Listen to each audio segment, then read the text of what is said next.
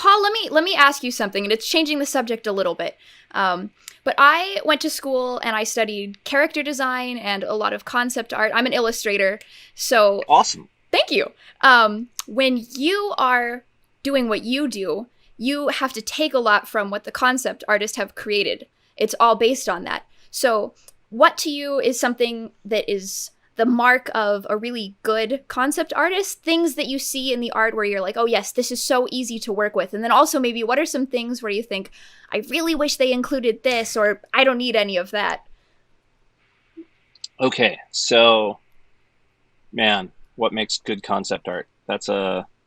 We could do a whole long production just on that. And God, I've been so lucky to work with so many good concept artists. Blizzard, of course, is famous for the quality of artists that it brings in and maintains, and still friends with many of those folks. Good concept art is above all clear. Like if the silhouette is the thing that we're if the silhouette of the character is the most important thing, then by golly, it should be very much called out, even framed in silhouette, to make sure that everybody understands what's going on there and why it's important. Beyond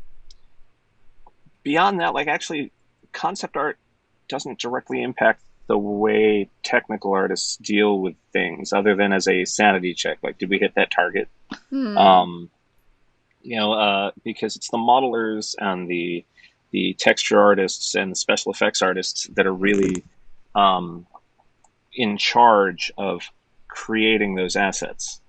The tech art team generally is more in the facilitating kind of role. If you've got an artist, they need brushes and they need canvases and things, and we provide those.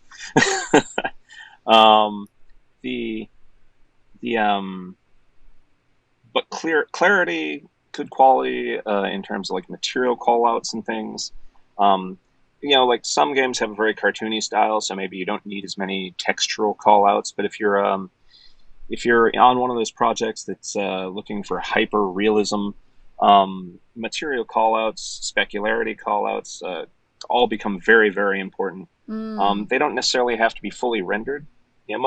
Most people look at fully rendered marketing art and they believe that's concept art, and maybe marketing people lie a bit about that. Look at this concept art. No, you paid $5,000 for that illustration, and I know the guy that did it. It's airbrush.